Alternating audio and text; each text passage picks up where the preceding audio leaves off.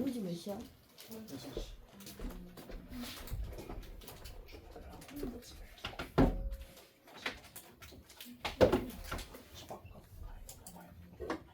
이게 39분 먹어야 돼. 여러분 여기가 몇 페이지인가요? 여기가 그치 25페이지 25페이지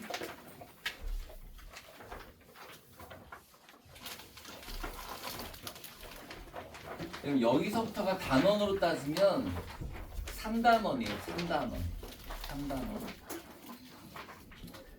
자, 제1차 세계대전 몇 년부터 몇 년까지 있었을까요? 여러분 이게 1914년에서 시작해가지고 4년 동안 죽어라고 싸웠으니까 18년에 끝납니다. 25페이지 오늘 받은 거. 선생님, 근데 저희 거까지 아니죠? 몇 명 죽었을 것 같으세요? 1차 대전 때. 뭐 4년 싸웠고 뭐 별로 안 죽었겠죠? 1000만 명이나 죽었어요. 1000만 명이나. 자, 제1차 세계대전 19세기 후반 제국주의 국가들은 일단 제국주의부터 가자. 제국주의는 뭐하는 국가니? 써놔. 식민지 쟁탈. 제국주의를 한마디로 얘기하면 식민지 쟁탈이에요. 식민지 쟁탈.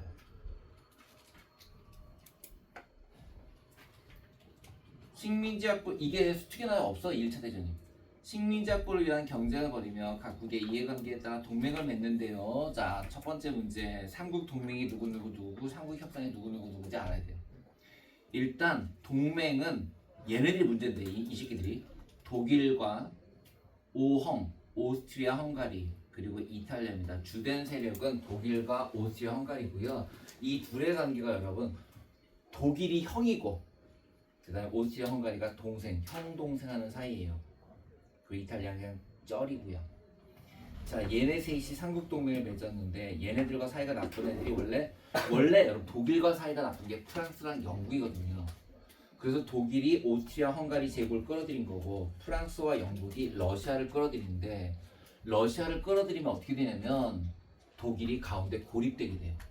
그지? 왼쪽에 프랑스가 있고 오른쪽에 러시아가 있으니까 그렇게 해서 독일을 고립시키기 위해서 러시아를 끌어들입니다. 그래서 걔네들 삼국 협상이에요. 삼국 협상. 그래서 독일이 동맹이고요. 나머지 애들이 협상이에요. 그래서 여러분들 디귿디귿을 해요. 디귿디귿. 독일은 동맹이다. 자, 발칸반도가 그리스를 포함한 거기 뭐 유고슬라비아 되게 큰 그 반도가 전부 발칸반도인데요. 즉 그 발칸반도에 크게 따지면 독일과 프랑스, 영국의 싸움. 그 싸움이 벌어지게 됩니다. 이러한 가운데 1914년 일어난 사라예보 사건 줄 쳐놓으실래요? 여러분 지도 한번 보세요. 지도를 보시면 거기 독일 밑에 오스트리아 헝가리 제국 보이죠? 그리고 오스트리아 헝가리 제국의 사라예보라는 도시가 보일 거예요.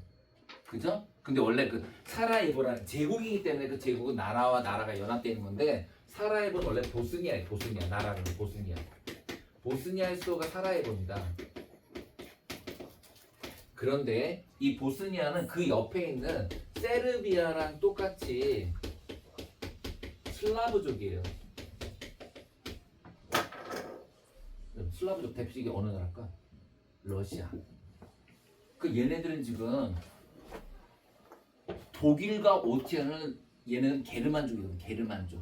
그 독일에서 그 이상한 네모나게 생긴 애들 있잖아. 게르만족이고 러시아는 그 이상한 거 토끼춤가 그 뛰는 새끼들이 슬라브족이잖아. 그러니까 이 사라예보는 보스니아는 오스트리아 헝가리 제국의 식민지지만 실제로 민족은 러시아 쪽인 거예요. 그러니까 문제가 있었지. 그지? 그때 오스트리아 헝가리 제국의 황태자 부부가 식민지를 방문합니다. 이 새끼들 식민지 새끼들 잘 있니? 하고 왔는데 이때 이 보스니아의 청년 하나 가서 이 개새끼 빵빵 대박인 게요. 총알 딱 2발 쏘는데 2명 다 죽여버려요. 한 발 원샷 원킬. 자, 그런데 문제는 그렇게 해서 오스트리아 헝가리 제국의 황태자가 죽자 이 틈을 타서 독일과 오스트리아가 아싸 이 개새끼들 다 집어삼키자 가 됩니다. 그럼 독일을 경계하는 누가 또 영국과 프랑스 이 새끼들 봐라 라고 해서 긴장이 고조되게 되겠죠. 이제 내용을 가볼게요. 자, 오스트리아 제일 황당한 건 세르비아야. 왜냐하면 이게 무슨 말이냐면은 봐봐. 북한의 하나가 가가지고 중국 시진핑을 죽였어.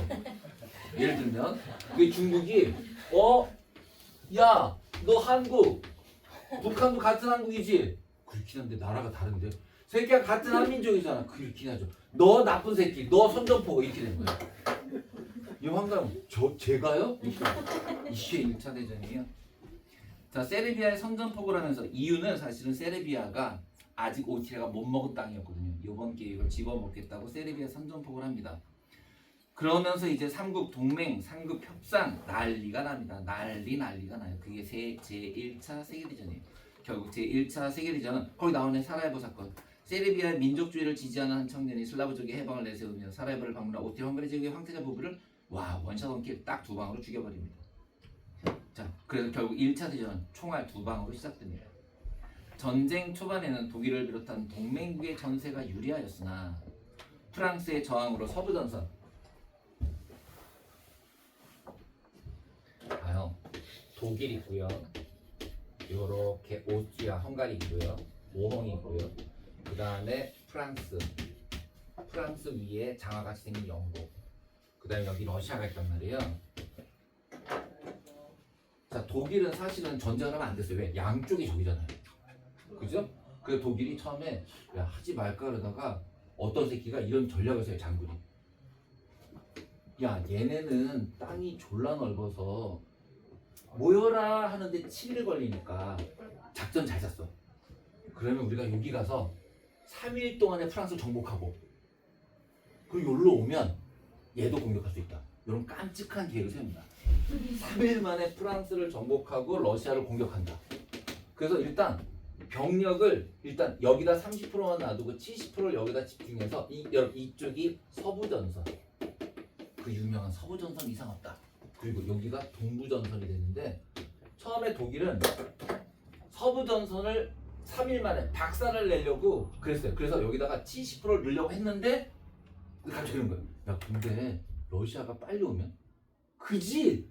그래 3대7은 안 돼.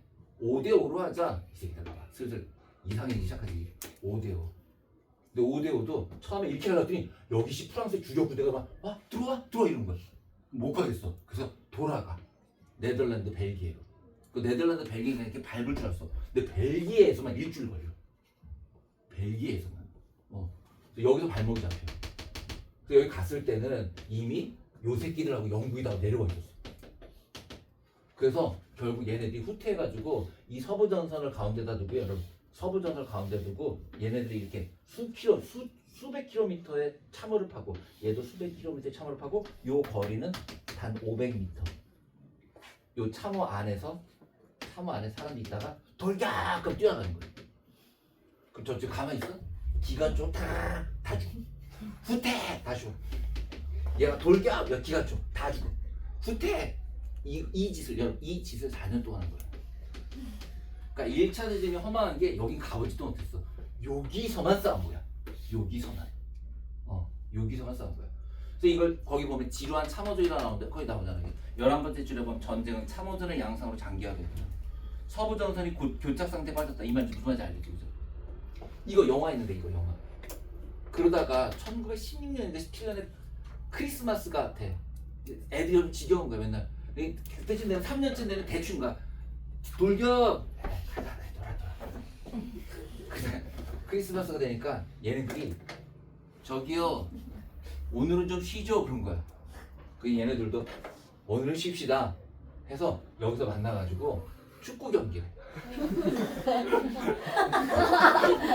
독일 팀 대 영국 프랑스 연합군. 자, 분데스리가 대 프리미어리그 누가 하겠을까요? 독일이 이깁니다. 3대2로 독일이 이겨요. 역시 분데스리가가 괜찮습니다. 자, 그리고 축구가 끝난 다음에 파티를 해요. 같이 춤추고 놀고. 근데 이 사실을 영국 정부랑 독일 정부가 알고 개빡칩니다. 야, 이 개새끼들아. 전쟁 축구를 해? 이겼다고 3대1 개새끼들아 다 뒤져. 그래서 독일이 선을 넘어요. 독가스를 줍니다. 독가스를 줘요. 그래서 영국과 프랑스 군대에다 독가스를 살포합니다. 대량 사륙전이 벌어져요. 전쟁은 아주 개판이 돼갑니다. 이때 러시아가 저 군대를 모았어요. 일로 들어옵니다. 일로 들어와서 독일이 여기 축구하고 있었잖아. 야씨 다시 막 돌아가요. 야씨 가는데 러시아가 혁명이 일어나요. 볼셰비키 혁명. 그 혁명에 성공한 노동자들이 전쟁 안 할래 그런 거예요. 독일은 땡큐 하지마. 그렇게 돼. 자 그런 상태에서 독일은 오케이 여긴 됐으니까 이제 이쪽으로 다 집중하자라고 하는데 독일의 젊은이 너무 많이 죽습니다. 그래서 독일의 젊은이들이 또 혁명을 일으켜요. 그래서 빌헬름 2세를 찾으러 다닙니다. 빌헬름 2세가 도망가요. 전쟁은 끝나요. 이게 뭐야? 개판이에요. 개판이에요. 자 보세요. 서부전선이 교착 상태에 빠지면 전쟁은 참호전의 양상으로 4년 동안 장기화되고요. 동부전선에 독일과 전쟁을 벌이던 러시아는 자기네는 혁명이 일어나자 단독 강화적을 체결하고 전선에서 이탈합니다. 이때 정말 세상에 더없이 얄미운 여우가 한 마리 끼어듭니다. 일본입니다. 자, 일본은 제1차 세계대전이 일어나자 영일동맹을 구실로 독일의 선전포고하고 이미 끝나가고 있는데 이 새끼들 가서 한 대 때립니다. 협상구칙에 참전합니다. 일본은 독일이 점령하고 있던 중국의 산둥반도와 남태평양 여러 섬을 공격하여 획득하였고 중국의 21개조국 여러분 여기서 21개조국이 제일 중요한 것은 산둥지방을 일본이 가져간다는 거예요. 자, 장기전으로 치닫던 전쟁은 독일의 무제한 잠수함 작전으로 피해를 입게 된 미국이 참전하면서 아니에요. 사실은 독일의 무제한 잠수함 작전으로 미국의 상선이 많이 파괴된 건 맞지만 그거보다 더 중요한 사건이 뭐냐면 미국은 안 뛰려고 했어 원래. 뭐하러 전쟁했게요, 그지? 할까? 하지 말까? 할까? 하지 말까? 그러는데 독일이 미국이 들어오는 걸 되게 경계했어. 지금 이 상태에서 미국까지 들어오면 막 박살나는 거잖아. 그러니까 선수를 쳐요. 멕시코 애들한테. 야 멕시코, 니네 그 미국한테 뺏긴 텍사스 땅이 원래 멕시코 땅인데 뺏긴 거거든. 그거 우리가 찾아줄게. 너가 미국 공격 좀 해봐. 해? 해봐. 이렇게 막 훔치겠어. 근데 이 병신들이 이 전보를 암호를 너무 쉽게 한 거야. 그러니까 이런 식으로 미국 텍사스 줄게. 이 새끼를 봐라. 걸려요 이게 연합군식에. 그 영국 첩보부가 이 정보를 탈취해 중간에 빼돌려. 그래서 그걸 미국한테 알려줘. 야, 이 새끼 멕시코 꼬시고 있던데? 그러자 미국 빡쳐갖고 개새끼야 그리고 선전포고를 하고 이제 미국까지 끼어듭니다. 이후 독일의 동맹국들이 차례로 협상에 항복하였고 독일의 혁명, 황제 도망가고요. 그때 수립된 정부가 여러분 통사 때 배웠던 바이마르 공화국. 이 바이마르 공화국이 왜 중요하지? 아이고 바이마르가 왜 중요하니? 사회권을 최초로 규정한 헌법이잖아요. 다 까먹으셨어요? 여러분 바이마르 공화국은 독일의 역사상 가장 거지 같은 시대에 만들어진 건데 그 거지 같은 시대에 가장 민주적인 헌법이 만들어져요. 그게 바이마르 공화국 헌법이에요. 독일이 쥐뿔 돈도 없는데 사회복지제도를 잔뜩 만들어 놓은 헌법을 만듭니다. 그럼 그 헌법은 잘 지켜질까 못 지켜질까? 당연히 안 지켜지죠. 그러니까 헌법은 아름다운데 하나도 지켜지는 건 없어. 백성들의 불만은 점점 높아지겠지, 그지? 그때 1931년에 키 작고 코스 없는 한 새끼가 나타나는 거예요. 그 새끼가 누구예요? 그게 히틀러. 그리고 히틀러가 2차 대전을 일으키게 되죠. 그러니까 다 연결되어 있는 거예요, 이게. 근데 가만히 보시면 1차 대전의 빌런은 누구예요? 1차 대전의 빌런 나쁜 놈은? 다 나쁜 놈이죠. 다 나쁜 놈이에요. 정상이 하나도 없어서, 그죠? 근데 2차 대전은 확실히 빌런이 한 명 있어요. 그게 히틀러. 자, 아무튼 바이마르 공화국이 휴전 조약을 체결하면서 1차 대전이 끝나는 게 1918년. 몇 년 동안 있었다고요? 4년. 주로 뭐만 했다고요? 참호에 들어가 있었어요. 자, 1차 세계대전의 결과 승전국가 패전을 막론하고 유럽 각국 세력이 크게 약화되었다. 맞아요. 1000만 명이 죽었다니까요. 미국과 반대로 막판에 끼어든 미국과 일본은 막대한 경제적 이득을 얻어 국력이 크게 성장하는 계기가 되면서 특히 변방에 있던 미국이 주된 세력으로 바뀌게 됩니다. 다음 페이지. 러시아 혁명. 러시아는 제1차 세계대전에 여러분 동맹국이었습니까? 협상국이었습니까? 동맹국은 디귿이니까 독이라 그랬지. 얘는 협상국이었습니다. 그러나 연이은 패전으로 국내 상황은 어려웠고 그러나 1917년 이게 볼셰비키 혁명, 3월 혁명. 1917년 노동자 군인들이 짜르, 여러분 짜르가 황제예요, 황제. 독재하던 황제. 황제를 타도를 요구하며 제정이 독재입니다. 독재를 무너뜨리고 임시정부를 세운다. 그게 3월 혁명입니다. 그러나 임시정부가 개혁을 미루고 전쟁을 계속하자 사회주의자들이 혁명정부를 세우게 됩니다. 11월 혁명. 레닌이 이끄는 혁명정부는 독일과 강화조약을 맺어 전쟁을 끝내고 줄쳐보세요. 토지개혁, 산업국유화. 그러면서 만든 나라가 바로 소련, 소비에트 사회주의 공화국 연방입니다. 자, 레닌은 줄치세요. 코민테른 조직. 이거 나중에 우리 한국 사회에 영향을 미칩니다. 국제 조직인 코민테른을 조직한 다음에 여러 나라의 식민지 해방 운동을 지원하겠다고 선언했고요. 그런 것 때문에 우리나라에서 봉자들어고 했는데 봉자, 김원봉, 김두봉, 우리나라 봉자들어 사회주의거든요. 걔네들이 영향을 받게 됩니다. 자, 다음 전후차례와 베르사유 체제. 제1차 대전이 끝나고 전후처리 문제를 논의하기 위한 줄치세요. 파리 강화 회의. 몇 년도? 아이고. 이게 중요한 게, 자, 전쟁 언제 끝났지? 1918년. 그럼 파리 강화회는 그 다음에예요. 그 다음에. 그런데다가 1919년은 아까 바이마르 공화국 헌법도 1919년이고 우리나라에서는 3.1운동이 1919년이에요. 3.1운동. 자, 미국 대통령 윌슨, 옛날엔 병신이었는데 이제 영향력을 갖게 된 윌슨이 제안한 평화원칙 14개조에 따라 회의를 진행하는데요. 자, 왼쪽에 평화원칙 14개조 보세요. 줄 쳐보세요. 비밀 외교를 폐지할 것, 군비 축소, 국제평화기구 창설, 특히 거기 보시면 맨 밑에 식민지 문제를 공평하게 조정해야 한다는 민족 자율주의 원칙. 그랬는데 이 무슨 말인지 볼게요. 미국은 그 당시에 식민지 있어요, 없어요? 없어요. 그러니까 얘가 뭐라 말하냐면 어차피 난 식민지가 없으니까 식민지 문제는 식민지 스스로 선택하도록 하자라는, 그게 바로 민족 자결주의예요. 어차피 난 식민지 없으니까. 특히 누구한테 하는 말이야? 패전국이었던 독일의 식민지들이 이제 자유다라고 선언해 준 거야. 근데 문제는 우리나라는 패전국의 식민지입니까? 승전국의 식민지입니까? 승전국인 일본의 식민지였기 때문에 우리나라는 해당이 안 돼요. 근데 이제 이 말만 믿고 동경했던 유학생들이, 와, 너 윌슨 한 말 들었어? 나 들었어. 대박. 야, 우리 민족의 미래는 우리 민족이 결정을 해. 야, 나가자. 우리 독립선언 해보자. 그게 28 독립선언이었어요. 그리고 그거에 영향을 받은 게 3.1 운동이 되는 거죠. 아무튼 윌슨의 민족 자결주의는 우리나라의 3.1 운동에 큰 영향을 미치게 됩니다. 자, 실제로는 전승국의 이익이 우선적으로 고려되었다. 회의의 결과 체결된 줄치세요. 베르사유 조약. 다시요. 회의의 이름이 파리 강화 회의고요. 조약이 베르사유 조약이에요. 이 베르사유 조약에 따라서 독일은 모든 식민지를 상실하고요.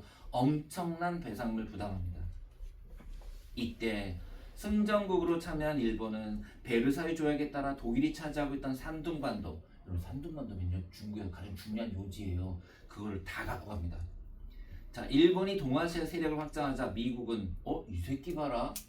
왜? 태평양을 넘겨주면 안 되거든요. 미국은 워싱턴의 줄세요. 워싱턴의 왼쪽에 워싱턴의 내용 줄집다. 중국의 주권 존중 영토 보존. 즉 산둥반도 어떡하자? 다시 중국에 반환하자라는 회의를 하게 돼요. 그래서 사이가 안 좋았어요. 사실 이때부터 슬슬 미국과 일본이 사이가 나빠지기 시작. 일본은 그냥 거저 얻은 거잖아. 산둥반도를. 그거를 뺏기게 되죠. 미국 때문에. 개빡치겠죠? 자, 아시아 태평양 지역 열강 간의 이해관계를 조절하고 일본의 영향력을 축소하여 일본을 견제하려고 합니다. 즉 일본은 아까 말한 베르사유 체제에 따라서 식민지를 산둥반도를 얻었다가 미국의 워싱턴 회의 때문에 다시 산둥반도를 뺏기게 됩니다. 자, 이제 이런 것들이 우리나라에서 어떤 영향을 미치는지 9번째 주제 1910년대 20년대로 가봅시다. 자, 일제의 식민지 통치 제도 조선 총독부.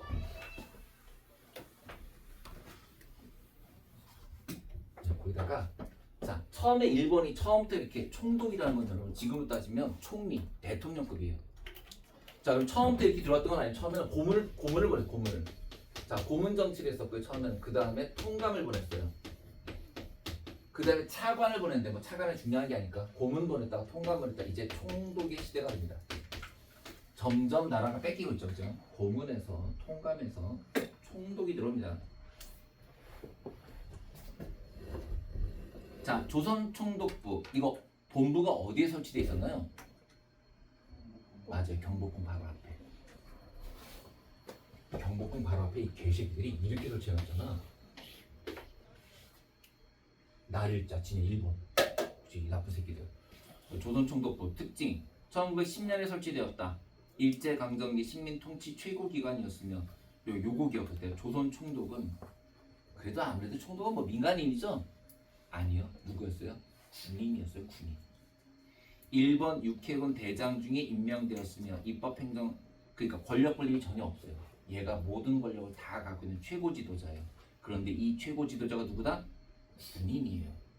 그럼 여러분 총독의 명령을 받아서 조선을 통제하는 거는 군인이어야 될까요? 경찰이어야 될까요? 총독이 군인이니까 들어와 있는 경찰도 헌병이었어요. 헌병 처음에는. 자 계속 가볼게요. 자 그 다음에 중추원이라는 걸 두긴 했어요. 중추원 알아두세요. 중추원. 중추원은 조선 총독의 자문기구인데 그 안에 일본 사람이 있었을까? 한국 사람이 있었을까? 한국 사람이에요. 친일파 새끼들. 그 집에 가서 할아버지한테 물어봐. 할아버지 우리 집안은 일제시대 때 어떤 거 했어요? 야 중추원의 관리였단다. 낙감을 했다는 뜻이에요. 낙감을 했다는 뜻이에요. 조선 총독의 자문기구로서 아주 엄청난 친일파들이 모여 있었습니다. 자, 그 다음 이제 일제의 무단 통치로 가봅시다. 무단 통치 옆에다 써놓다 몇 년대? 1910년대. 오케이, 1910년대. 아까 말씀드렸죠. 조선 총독이 군인이니까 당연히 그 밑에 있던 경찰도 헌병 경찰. 이런 헌병이 지금 있어요? 아 없어요? 있어요 여러분. 군사 경찰 그래. 헌병 있어요 아직도. 헌병 있어요. 자 헌병 경찰 제도. 헌병이 일반 근데 헌병은 누굴 잡는 거예요? 이런 헌병 탈행병 잡으러 다니는 애들이 헌병이에요. 얘가 왜 일반 경찰업을 하는 게 말도 안 되죠. 헌병 경찰은 정식 재판을 줄시해요. 즉결 심판권. 그러니까 그 자리에서 처분할 수 있었어요. 거기다가 진짜 이 새끼들이 진짜 양아치인 게 조선 태형령. 이게 뭐냐면 조선인들은 미개하니 맞아야 된다는 거예요. 박지주 왼쪽 보세요. 1912년 조선 총독부가 제정한 법령으로서 경범죄에 대한 처벌 방식은 태형을 가할 수 있도록 했는데 한국인에게만 적용되는 거예요. 한국인에게만. 근데 뭐 태형이라는 게 그냥 볼짝이 맞는 거니까 엉덩이 맞는 거니까 차라리 감옥 가는 것도 낫잖아요. 아니 일단 이게 뭐 요만한 거를 이렇게 찰싹 때리는 게 아니죠. 이만해요. 넓적한 이만해요. 이거를 위에서부터 인내림을 내서 치는 거예요. 그러니까 이 효과를 크게 하기 위해서 엉덩이에다 뭐 묻혀요? 물 묻혀요. 더 아프게. 그럼 찢어지거든 살이. 이거 한 대 맞으면 기절해요. 이거 예를 들어 태형 10대요. 태형 10대 하루에 맞는 사람이 없어요. 임꺽정이나 가능해요. 한 대 맞으면 기절하면 내일 다시 맞아요. 10일 동안 맞는 거예요. 아물면 또 맞고 아물면 또 맞고. 양아치 새끼들입니다 이거. 한국 이런 거 일본인들 데려서 태형이 되는 거 아니니. 자 공포 분위기. 선생님이 뭐 입고 들어와? 칼 차고 들어와요. 숙제 안 하면 찌르는 거죠? 그러진 않았죠. 그러진 않았는데 공무원과 선생님들이 제복을 입고 칼을 착용하고 들어옵니다. 자 그리고 기본권을 박탈했는데 줄쳐놓으세요. 언출 집결 제한됩니다. 1910년대 무단통치 시대에는 언론, 출판, 집회, 결사의 자유가 제한됩니다. 신문은 모두 폐간됩니다. 자 그리고 식민지 교육이 실시되는데 조선 사람들은 대학에 갈 수가 없습니다. 그게 바로 보통교육, 실업교육이에요.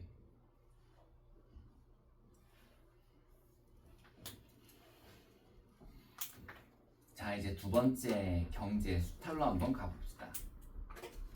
토지조사 사업 연도 외우셔야 돼요. 10년부터 언제까지요? 18년입니다. 10년, 18년.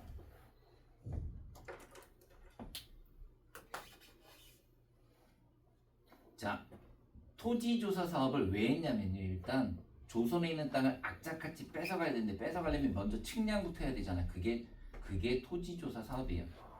지세의 공정한 부과와 근대적 토지 소유권 확립. 줄쳐놓으세요. 명분은 이거예요. 명분은 지세, 세금을 공정하게 부과하고 근대적 토지 소유권, 즉 등기제도를 도입하자는 거였어요. 실상은 식민 통치였는데요.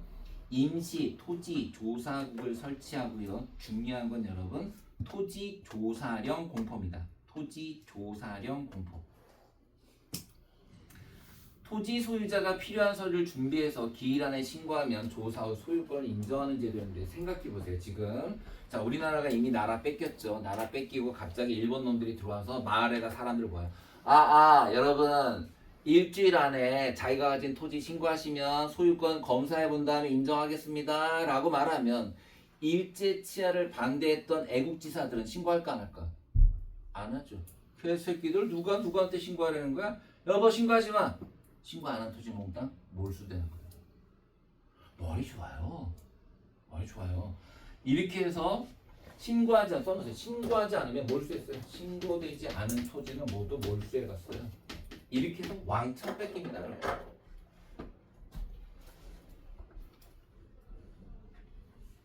우리 집은 할아버지 때도 토지 많았다는데요. 낙감으로셨던 거예요. 낙감다. 자 결과 갑시다. 조선 총독부 소유로 편입된 토지 이게 바로 아까 말했던 기한 내에 신고되지 않은 토지들이에요. 그 토지를 어디에 갑니까? 줄 쳐놓으세요. 동양 척식 주식회사.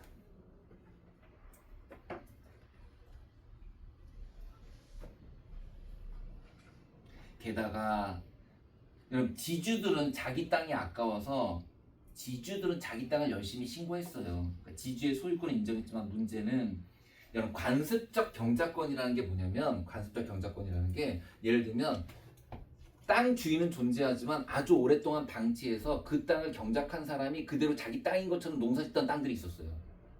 많았어요. 그게 많았어요. 왜냐면 예를 들어 옛날 부자 같으면요 그냥 이 대치동 땅이 다 내 땅이에요. 근데 대치동 땅 중에서 농사 잘 되는데 몇 개 관리하지만 아닌 건 내 땅이지만 관심도 없거든. 그럼 그런 땅들은 그런 황무지 같은 것들은 황무지를 개간한 다음에 농민들이 거기서 밭을 일구거나 논을 해서 먹고 살았거든. 그럼 그 땅은 법적으로 내 땅이 아니지만 아주 오랫동안 관습적으로 10년, 20년 동안 우리 집안이 해온 땅이란 말이야. 인정 안 했어요. 일본인들이. 이 땅 아니잖아. 등기 못해줘. 이렇게 된 거예요.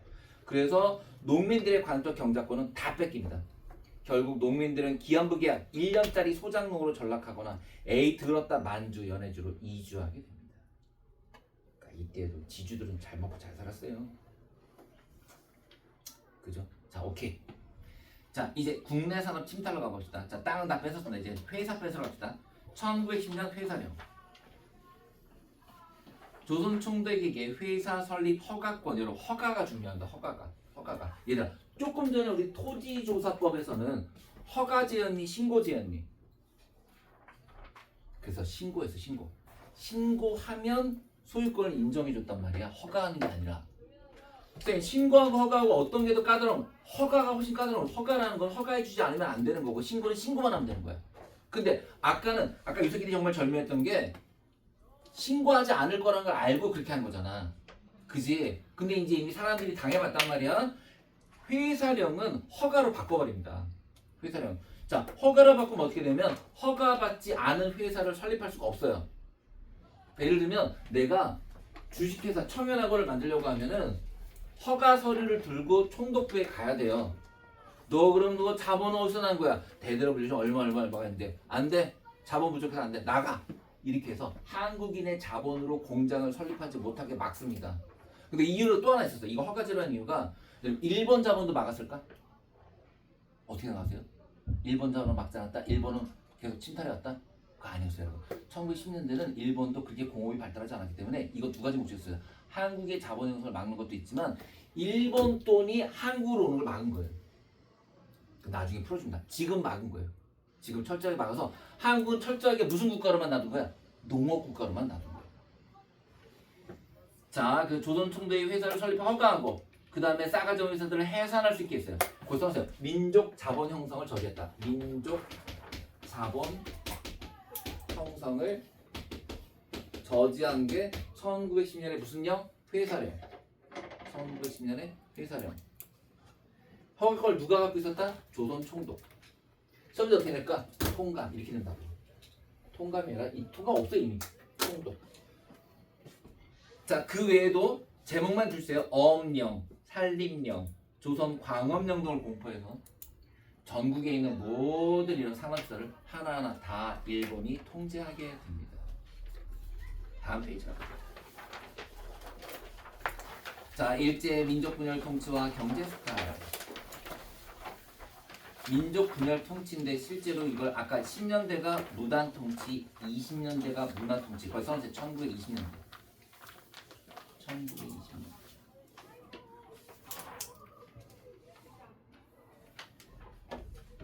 자, 목적 아이고 뭐 있었다고요? 3.1운동.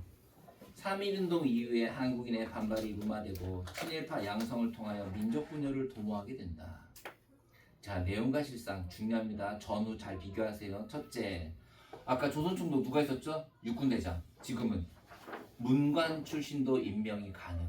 즉 군인이 아니어도 된다. 그러나 버트 실제로 문관 출신은 없었다. 계속 군인들. 그 다음에 헌병들 다 보냅니다. 야, 니네 가. 그리고 보통 경찰, 진짜 경찰, 일본 순사들이 들어옵니다. 헌병들은 돌아가고 일본 순사가 오는데 문제는 일본 순사가 2배로 와요. 경찰 인원과 경찰 관서가 증가하고요. 요거 줄치세요. 치안유지법이라는 걸 만듭니다. 치안유지법.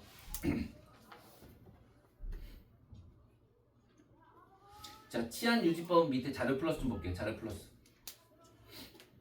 자, 일제는 1925년 국가체제나 사회주의산 제도를 부정하고 저항하는 활동을 단속하기 위해 치안유지법을 적용했다. 이 법령은 한반도, 타이완, 사할린, 그러니까 자기네들이 정복하고 있는 식민지에 전부 시행됐고요. 일제는 이 법을 통해 사회주의자와 독립운동가들을 탄압하는 데 사용하게 됩니다. 자, 이제 다시 올라가 봅시다. 언론, 출판, 집회, 결사 자유가 제한됐었죠. 자, 그런데 한국인에도 이걸 허용하고요. 특히 이 2개 줄쳐서 조선일보, 동아일보가 허용됩니다. 조선일보, 동아일보가 허용됩니다. 그러나 이 조선일보와 동아일보는 발간은 허용됐지만 상당수 날이 그냥 백지로 나오는 경우가 많았어요. 왜요?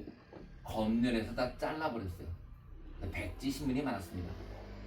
그래서 검열 강화로 기사가 삭제되는 경우가 많았더라. 또한 도, 부, 면 협의회에 한국인을 넣겠다고 선전했지만 실제로는 의결권이 없었다. 그러니까 꽝이다 이거죠. 그죠? 근데 여러분 3.1운동이 일본한테 충격을 줬을까? 많이 줬어요. 많이 줬어요. 왜냐하면 일본은 다른 나라에서 예를 들게요. 중국에서 그게 대규모 운동이 일어난 적 있어요? 없어요. 일본이 정복했던 대다수의 나라들은 정복하고 나면 얌전히 있었지 우리나라처럼 개긴 나라가 없었어요. 근데 이 전국적으로 개기니까 일본이 당황해요. 그래서 일단은 맞부터 싸우지 말고 좀 달래자, 달래고 천천히 가자. 그게 바로 문화 통치. 자, 이제 이러면서 무슨 일이 되나 봅시다. 경제 스타일. 산미 증식 계획 줄 쳐놓으세요. 산미 증식 계획. 이런 아까 토지 주소서 사업 연도 기억나세요? 1910년부터 18년. 쌤 헷갈려요. 앞뒤가 여기에요. 18. 자, 산미 증식 계획은 그거보다 훨씬 길어요. 20년부터 34년까지예요. 20년부터 34년. 자, 이런 거 외워야 돼요. 니네 학교 외워야 돼요. 자, 어떻게 외워요? 2, 3, 4. 2, 3, 4 뭐예요? 2, 3, 4. 20, 3, 4. 자, 산미증식 계획은 목적 아셔야 됩니다. 자, 그럼 1920년대가 되면 일본은 완벽하게 공업국가로 탈바꿈을 해요. 그러면 농사 짓던 사람들이 수입이 훨씬 좋으니까 공장 가서 일을 하거든요. 그럼 쌀은 부족하죠. 쌀값이 폭등을 해요. 그러니까 월급을 많이 받는 건 좋은데 쌀값이 폭등하니까 평민들의 삶이 더 힘들어져요. 그래서 그 일본 사람들을 달래기 위해서 어디에서 쌀을 가져오자? 그렇죠. 일본의 공업화 진전에 따른 식량 부족, 일본의 인플레이션을 해결하기 위해 이놈들은 한국을 택하게 됩니다. 그래서 한국에서 쌀을 확보하여 해결하려고 합니다. 자, 그러려면 한국이 쌀을 많이 만들어야 될 거 아닙니까? 그래서 아주 내용은 좋았어요. 너네들 쌀 많이 생산할 수 있게 해줄게. 토지 개량, 품종 개량, 수리 시설 확충 등으로 현대화된 농업을 하겠다고 뻥을 칩니다. 그런데 문제는 토지 개량, 품종 개량, 수리시설에 들어가는 돈은 전부 일본이 낸 게 아니라 조선 농민들이 내게 됩니다. 오른쪽 보세요. 오른쪽. 자, 수리조합 보세요. 일정한 지역 내 토지 소유자들이 모여서 수리시설, 저수지를 이용하는 조직인데 일제는 수리조합을 확대하여 가입한 농민들에게 각종 비용을 부담시켰기 때문에 농민들은 오히려 더 큰 부담을 안게 되고요. 쌀을 많이 생산하면 뭐합니까? 몽땅 헐값에 일본으로 수출하게 됩니다. 자, 내용 보자. 결과 줄치세요. 증상량 이상의 쌀이 일본으로 유출됩니다. 예. 예를 들면 여러분, 만약에 지금 현재 이 마을은 100톤을 생산해. 근데 이거를 200톤을 생산해서 100톤을 남는 100톤을 수출하겠다라는 게 원래 목표였어요. 이게. 그런데 실제로는 여러분 150톤밖에 생산이 안 되는 거야. 그럼 50톤만 가져가는데 얼마 가져간다는 거야? 맞아요. 그렇게 되면 한반도에 남은 쌀은 50톤밖에 안 남기 때문에 쌀값은 폭등할 수밖에 없죠. 그 얘기예요. 그래서 증상량 이상의 쌀이 일본으로 유출되었고 그러자 국내 식량 사정이 악화되면서 한국 사람들은 쌀을 먹긴커녕 만주에서 잡곡을 수입해서 먹을 수밖에 없었다. 또한 수리조합비 등 증산 비용을 농민들이 부담하면서 농민의 생활은 피폐해졌더라. 자, 이제 여러분 회사령, 자 산미 증식 계획이 있었고요. 또 한 가지가 바로 회사령의 폐지입니다. 왜요? 아까 회사령 무슨 제였죠? 허가제. 근데 지금 뭐로 바꿨더니 신고제. 왜 바꿨을까? 아까 우리 그 얘기했지. 일본 자본이 한국에 들어오는 것을 막으려고 했다. 근데 지금 일본 어때? 일본이 058 이뤄서 돈이 많아졌지. 그럼 일본 부자들은 투자할 때 찾겠지. 가장 이상적인 데가 어디야? 아무것도 없는 거, 공장 하나도 없는 거. 조선. 그래서 조선으로 들어옵니다. 대규모 자본이 조선으로 들어옵니다. 그게 바로 일본 기업이 본격적으로 한국에 침투하기 위해서 뭐로 바꿨다? 회사령을 허가제에서 신고제로 전환하게 됩니다. 또한 일본 상품은 관세를 폐지했기 때문에 일본 놈들의 물건은 싸게 우리나라에서 불티나게 팔리게 됩니다. 갑자기 여러분들 매름해졌네 상태가. 10분 뒤에 시작하겠습니다. 자 얘들아, 너무 힘들나 보다. 자, 신발 너무 글씨가 작다. 다음 주에 컬러를 바꿔줄게. 이거 김우진이가 이렇게 재본해서 주길래 나도 김우진 흉내낸 건데 이게 생각해보면 수학은 숫자가 크고 빈칸이 많아서 그런 거 같다, 그렇지? 그래, 이거 포기하자. 이 재본은 아닌 것 같다.